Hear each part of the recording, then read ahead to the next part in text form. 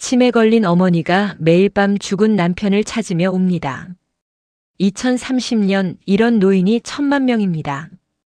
당신이라면 어떻게 하시겠습니까? 오늘은 어느 곳에서 이 이야기를 듣고 계신가요? 여러분의 계신 곳을 댓글로 남겨주세요. 본격적인 사연에 앞서 구독과 좋아요 부탁드립니다.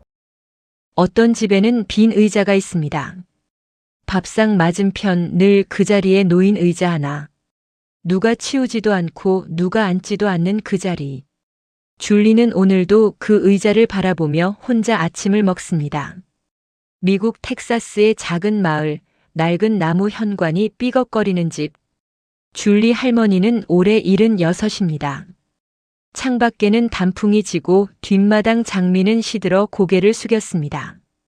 계절은 어김없이 흘렀지만 이 집안의 시간만은 10년 전 그날에 멈춰 있는 것 같았습니다. 10년 전 가을이었습니다. 남편 마크는 그날도 씩씩하게 웃으며 현관을 나섰지요. 줄리, 저녁엔 줄리가 좋아하는 애플파이 사올게. 그게 마지막이었습니다. 빗길을 달리던 트럭 하나가 마크의 차를 덮쳤고 마크는 그 자리에서 줄리의 곁을 떠났습니다. 애플파이는 끝내 오지 않았습니다. 그 후로 줄리의 집에는 웃음이 줄었습니다.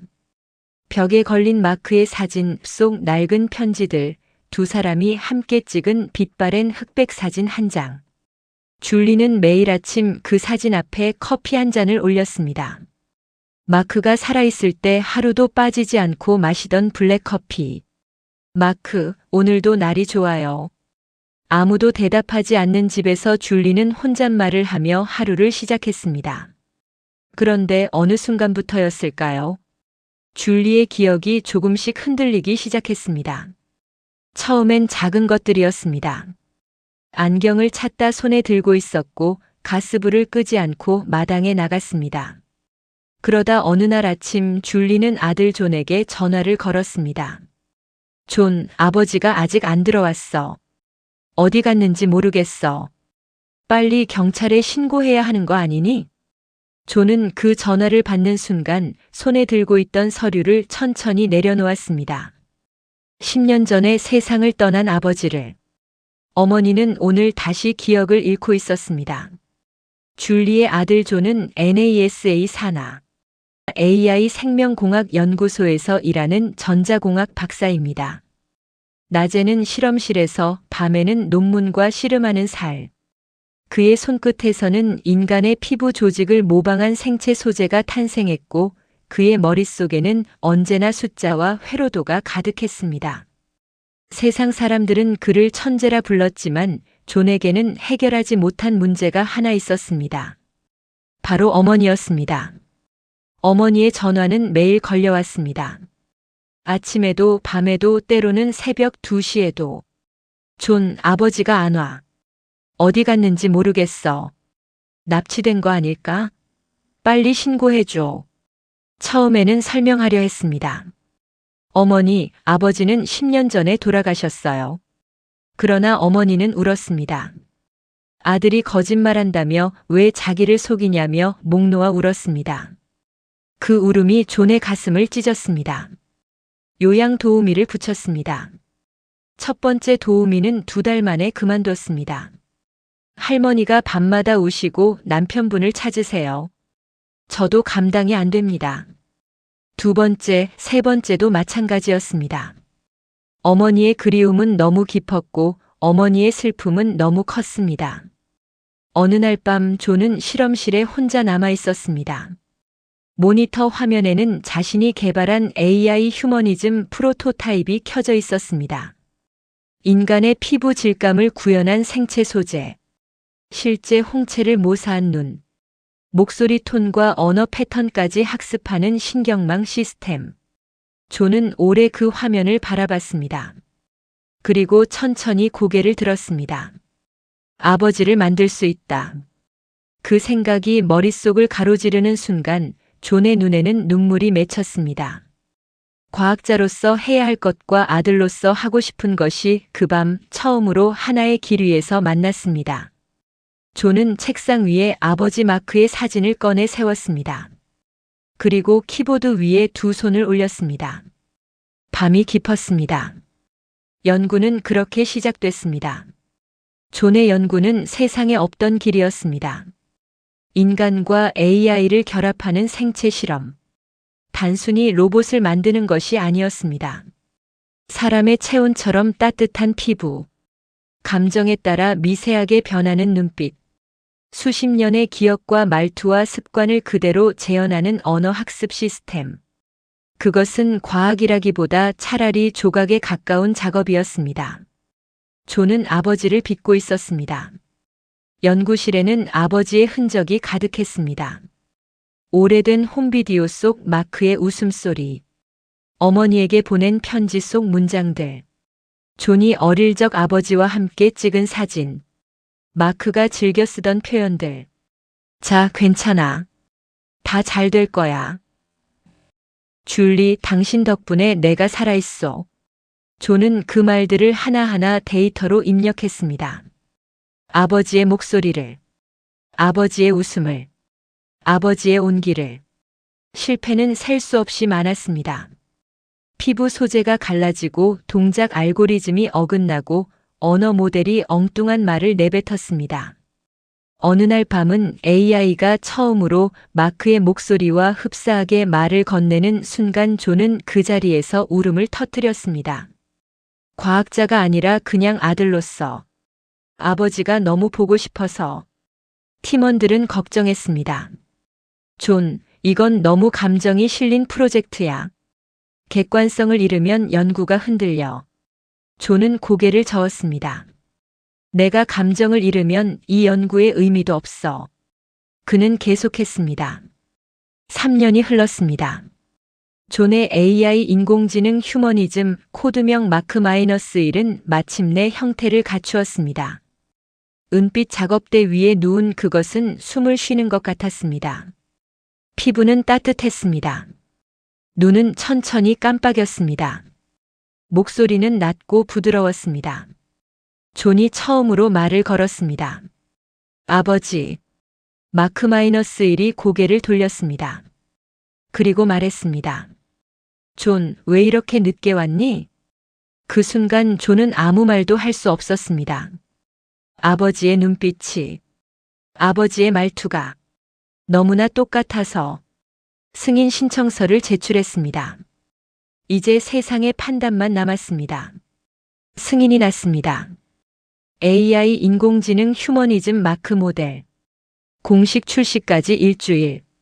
존은 그 일주일 동안 잠을 거의 자지 못했습니다. 출시와 동시에 임상 테스트 5단계를 직접 진행했습니다. 반응 정확도, 감정 표현 적합성, 신체 균형과 언어 자연스러움, 비상 상황 대처 능력, 그리고 마지막 5번째 인간과의 교감 테스트. 마크는 모든 단계를 통과했습니다. 존은 테스트 결과를 파일로 정리하면서 손이 떨렸습니다. 과학자로서가 아니라 아들로서. 이제 어머니에게 데려가야 했습니다. 차 안에서 존은 오래 생각했습니다. 어머니는 어떻게 반응할까? 알아볼까? 아니면 놀라서 무서워할까? 그것도 아니면 혹시 어머니가 실망하지는 않을까? 로봇인 걸 알게 되면. 하지만 이내 고개를 저었습니다. 어머니는 모릅니다. 어머니에게는 그냥 마크입니다. 10년 동안 찾던 그 마크. 그게 전부입니다. 현관 앞에 섰습니다. 존이 초인종을 눌렀습니다. 도우미가 문을 열었습니다. 존이 들어섰습니다. 그 옆에 마크가 서 있었습니다. 도우미의 눈이 순간 굳었습니다. 마크와 너무나 똑같았으니까. 어머니. 존이 방 안을 향해 불렀습니다. 아버지가 돌아오셨어요. 방 안에서 발소리가 들렸습니다. 작고 느리고 조심스러운 발소리. 그 발소리가 점점 가까워졌습니다. 줄리의 아들 존은 숨을 멈췄습니다. 마크는 문 앞에 섰습니다. 문이 열렸습니다. 줄리가 나타났습니다. 흰 머리카락, 구부정한 어깨, 슬리퍼를 끌며 걷는 노인. 그런데 마크를 보는 순간 그 눈이 달라졌습니다. 젊은 시절 마크에게 반했던 바로 그 눈빛이었습니다. 마크? 목소리가 떨렸습니다. 줄리는 천천히 걸어왔습니다. 마크는 두 팔을 벌렸습니다. 줄리가 안겼습니다. 그리고 울었습니다. 살아 돌아왔어. 살아 돌아왔어. 존은 그 자리에서 눈물을 삼켰습니다. 억지로. 꾹꾹. 어금니를 깨물며. 줄리는 마크의 얼굴을 양손으로 감쌌습니다. 주름진 손으로 마크의 뺨을 쓰다듬었습니다. 어디 있었어요? 납치된 거예요? 왜 이렇게 오래 걸렸어요? 마크는 부드럽게 웃었습니다. 미안해요, 줄리. 이제 왔소. 목소리가 같았습니다. 온기가 같았습니다. 눈빛이 같았습니다. 줄리는 그날 밤 처음으로 울지 않고 잠들었습니다. 존은 돌아오는 차 안에서 창문에 이마를 댔습니다. 빗물이 유리를 타고 흘렀습니다. 어딘가 마음 한켠이 무너지는 것 같았습니다. 그리움인지 안도인지 죄책감인지 이름 붙일 수 없는 감정이었습니다. 하지만 어머니가 웃었습니다. 그걸로 충분했습니다. 세월은 흘렀습니다. 마크가 줄리의 집에 온 지 어느덧 10년 가까이 됐습니다. 그 사이 줄리의 몸은 더욱 작아졌습니다. 걸음이 느려졌고 목소리가 가늘어졌습니다. 밥을 조금씩 남기기 시작했고 낮잠이 길어졌습니다. 마크는 매일 줄리 곁에 있었습니다. 아침 햇살 아래 함께 커피를 마시고 뒷마당의 핀 꽃을 함께 바라보고 저녁이면 손을 잡고 텔레비전을 봤습니다. 그러던 어느 날 아침 줄리가 일어나지 못했습니다. 의사가 왔습니다. 검진을 마친 의사가 고개를 들며 조용히 말했습니다. 이제 시간이 많지 않습니다. 존이 달려왔습니다. 줄리의 손을 잡았습니다. 그 손은 차갑고 가늘고 너무나 가벼웠습니다. 어머니가 이렇게 작아졌구나. 존은 그제야 깨달았습니다. 침상 곁에 마크가 앉았습니다. 줄리의 눈이 마크를 찾았습니다. 흐릿한 눈으로. 그러나 그 안에는 아직 따뜻함이 있었습니다. 마크, 나 좀 피곤해요. 마크는 줄리의 손을 잡았습니다. 알아요. 쉬어도 돼요. 마크가 입을 열었습니다. 줄리, 당신에게 할 말이 있어. 낮고 부드러운 목소리였습니다. 줄리가 눈을 떴습니다. 마크의 얼굴을 바라봤습니다. 주름진 두 손이 마크의 손 위에 포개졌습니다. 우리가 함께한 날들 나는 하루도 잊은 적이 없어. 당신이 끓여준 커피 향기, 당신이 부르던 노래, 당신이 웃을 때 생기는 눈가의 주름, 모두 다 내 가슴 안에 있어. 줄리의 눈가가 젖었습니다. 나는 당신 덕분에 살았소, 줄리. 당신이 내 전부였소. 줄리가 작게 웃었습니다. 눈물이 흘렀습니다. 그러나 고통스러운 눈물이 아니었습니다. 오래된 봄비처럼 마음속 깊은 곳을 천천히 적시는 눈물이었습니다. 마크, 나도 그랬어요. 당신이 있어서 나도 살았어요. 마크가 몸을 앞으로 기울였습니다. 줄리의 이마에 입술을 댔습니다. 오래, 천천히. 줄리가 눈을 감았습니다. 마치 수십 년 전 두 사람이 처음 만났던 그 봄날로 돌아간 것처럼. 그리고 줄리의 손이 천천히 풀렸습니다. 방 안에 침묵이 내려앉았습니다. 마크는 움직이지 않았습니다. 그냥 그 자리에 앉아 줄리의 손을 잡은 채로 있었습니다. 그때였습니다. 마크의 눈에서 무언가가 흘렀습니다. 눈물이었습니다. 로봇의 눈에서 눈물이 흘렀습니다. 존은 그 장면을 문 밖에서 바라봤습니다. 아무 말도 할 수 없었습니다. 과학으로는 설명할 수 없는 일이 지금 눈앞에서 벌어지고 있었습니다. 사랑이 기계를 울렸습니다. 존 박사는 그해 노벨 평화상을 받았습니다. 시상식 단상에 오른 존은 오래 아무 말도 하지 않았습니다. 객석에서 박수가 쏟아졌지만 존의 눈은 어딘가 먼 곳에 가 있었습니다. 텍사스의 작은 집, 빛바랜 커피잔, 그리고 어머니의 마지막 미소. 이 상은 제 어머니 줄리에게 드립니다. 그리고 세상 어딘가에서 사랑하는 사람을 그리워하며 오늘 밤을 보내고 있을 모든 분들께. 객석이 조용해졌습니다. 존은 말을 이었습니다.